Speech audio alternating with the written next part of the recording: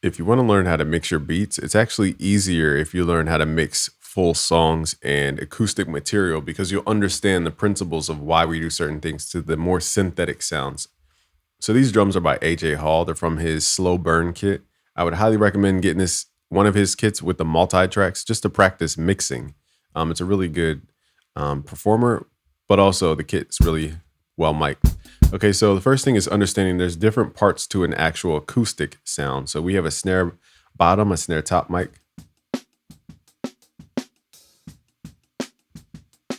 Okay, so they have two different purposes. You know, the bottom of the snare, this mic is for boosting up that fundamental frequency, whereas the other top snare is more for brightening it up. Okay, so just understanding the basics of frequency, we can break this down. So I'll move a little bit quickly here because this is not going to go into everything about everything. It's more so how to think about it as a whole. Nextly, the kick, and then we have the ribbon. So let me mute the ribbon mic. So just listen to the lows just with this mic alone. I'm not sure what mic he used, but when you have the ribbon mic, not only are you doubling the amplitude because you're stacking the same frequency on itself, so you're doubling the sound, but it has more boom to it.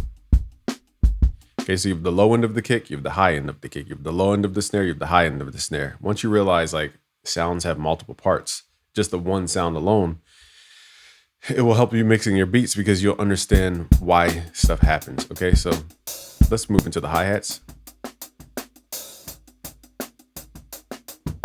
Overheads usually capture all the sounds. You can hear you can hear the snare, the hi-hat. So you're gonna have overlap of stuff, and that overlap is gonna create a doubling in the volume because they're phase aligned. Okay, so you know when you're hearing the overheads and the snare, it makes the snare appear louder because you're stacking up three sounds on top of each other. Okay, so let's undo everything, unsolo. So the first step, now it depends on what vibe you're going for.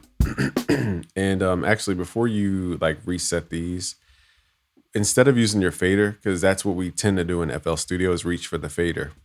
Okay, so what I would recommend is actually going to the channel rack where you have everything laid out. Just double click here. If you don't see it, switch here, switch all to all, or switch to audio, and just double click all these. And I would recommend pulling the volume down here. Okay, because this is pre-fader, this is pre-plugins, and this will allow you to control the input going into a plugin if you have to trim the volume down. Okay, so now we're working at a lower starting point. Okay, so now let's open up something like a K-Clip, for example. K-Clip is really good for acoustic and synthetic drums, but let's link the input and output. Let's soften the curvature. Now, look at how pointy the audio is. I'm gonna exaggerate this, and we're gonna squash it. Now you hear it sounds more like a square wave, more compressed. It's because we got rid of all those pointy transients. So the more square wave sounding or punchy, I'll say, you want something to sound, push it through something like a soft clipper. Now you gotta be careful here because you don't want to take away all of the transients. Okay, but the goal is to push the input until we start the clip and then turn the output down. Now pushing 14 dB is pretty heavy. So that's where you would boost this up just in gain volume before going into this plugin. Not that it matters because it's all. Okay, so you can hear the sound here. It's like a crunchy sound. Let's boost the output. Now, most people overly mix. Really, all you need is a compressor and an EQ. That's it.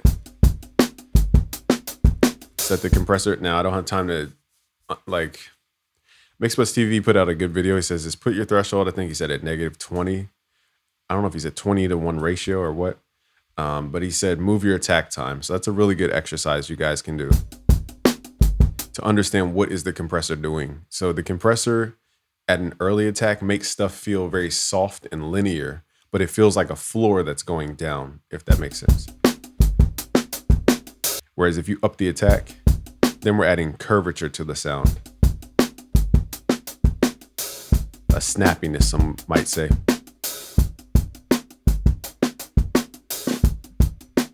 And too long of an attack, it's almost inaudible because you're not focused on the transient material at that point.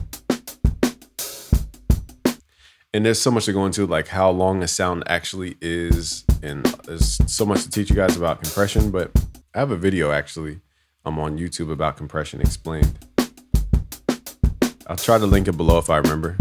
Okay, so the knee is right here. You can switch it to a hard knee, soft knee. Soft knee is changing the way it captures the audio going into the compressor. And you can hear the difference in the sound. I feel like soft knee sounds really good for this type of performance. Hard knee feels like a push down effect. So I like the sound. Okay, so we have it at 60 milliseconds and 200 milliseconds. Now the release time is based on your tempo and how much space is in between each transient, but we don't have time to calculate that right now. Okay, so I like that setting. So here's before. Here's after. Now it's a little bit quieter, so I'm gonna do take off auto gain. So we're taking out, let's see, we're taking out 7 dB, I'm adding about 6 dB back. Okay, now you can reshape everything with an EQ. Now usually you would do each individual sound, okay? So I'm shortcutting this to kind of get to the point. So here's without, here's before. Feels very hollow, the drums.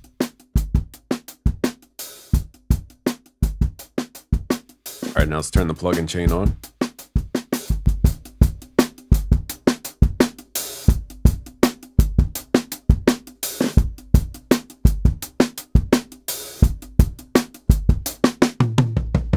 You could feel the movement in the drums.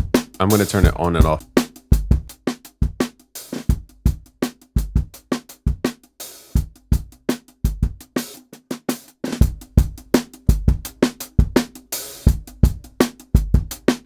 You can hear that compressor allowing us to hear that movement of the drum. Okay, so at this point, you're just gonna add textural things. There's no right or wrong way at this point in time. So what I'll show you is just unique little things you could do. Like I like to boost the lows a lot, mainly for hip hop purposes. So let's boost like the sub energy of this kick. It's already kind of heavy, but we can boost around 50 hertz. Adds that nice solid low end without doing too much. Now, usually once we boost, we usually have an area that is either masking it or it sounds boxy. So I just want to double check this is on. Now, luckily it's mic'd clean, so we don't have to EQ anything out. So right about here, we have like the top end of the kick and just between the bottom end of that snare. So you could address this here at a sharp bandwidth. I'm glad I did it that way. Let's boost it just to see what this frequency is first.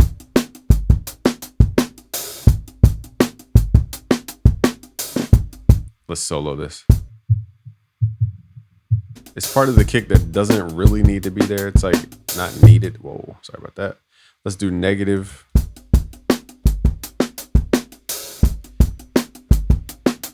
So here's off. Give me a second, y'all. And let's turn it back on.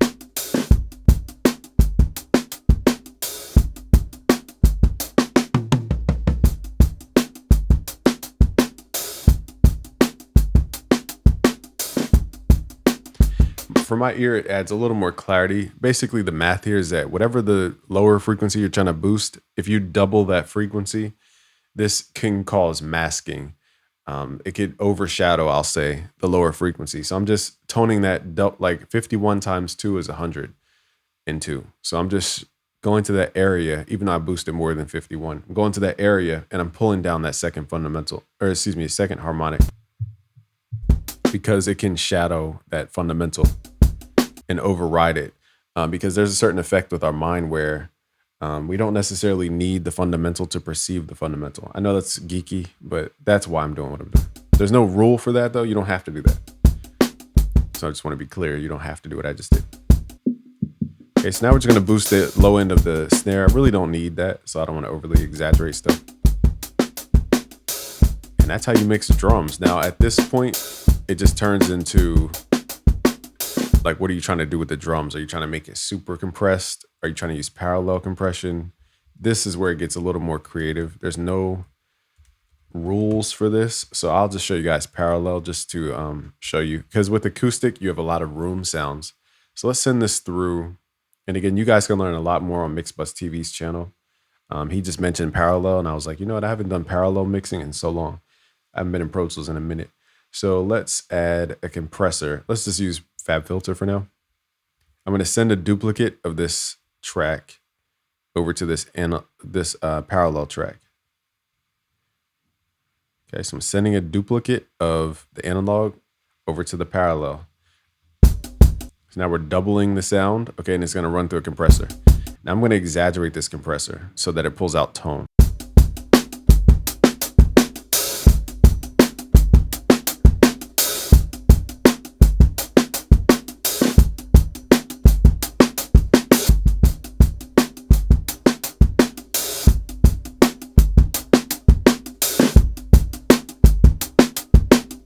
Okay, let's hear what this compressor sounds like just by itself.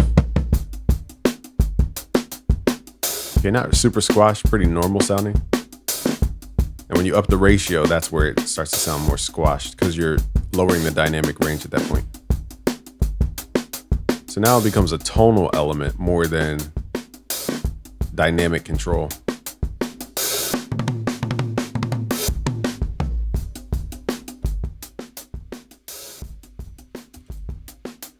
So I'm doing this just to exaggerate.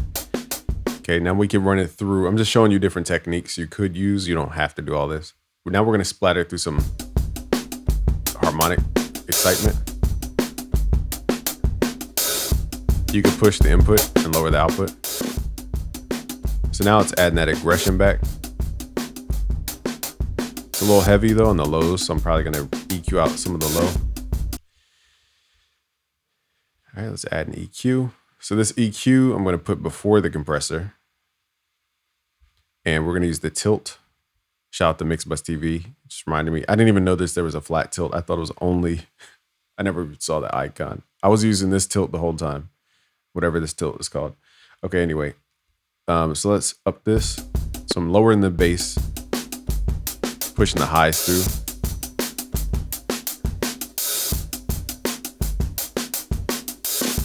Okay, so it's a very unique sound. And then I could do weird stuff like separate it.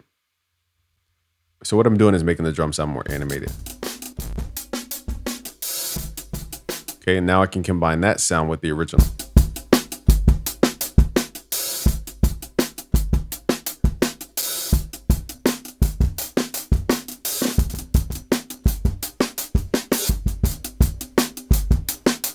And then you could tuck it in, you could do whatever.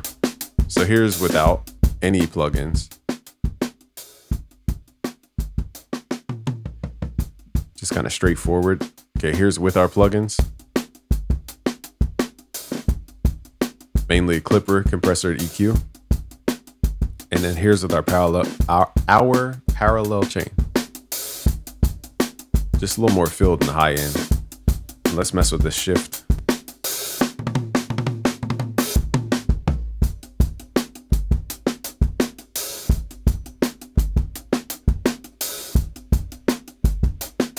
Okay, so let's do before and after. Here's before. Again, just technically mic'd well. Here's after the plugins. More boomy, more beefy in the low end. And we have that parallel.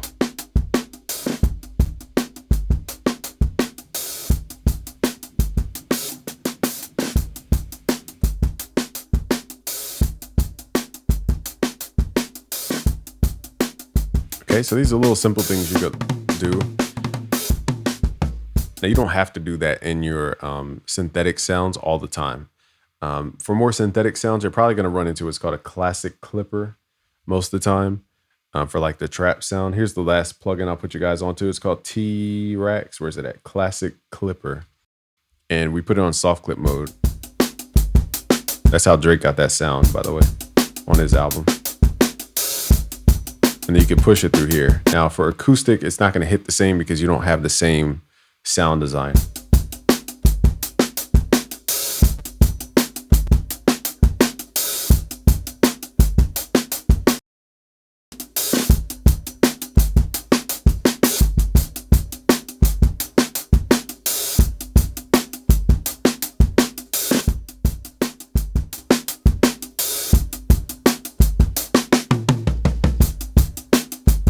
Now I would go back and actually reference my speakers because I can't hear the bass and like the realism of the sound. It's hard to do it over headphones. So that's where you would go to your speakers and reference it that way to sit those highs in a little bit differently.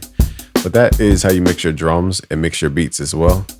Hopefully you got a concept of each. Remember, on the snare, there's low end, there's high end. On the kick, there's sub frequencies, then there's like a higher part of the kick.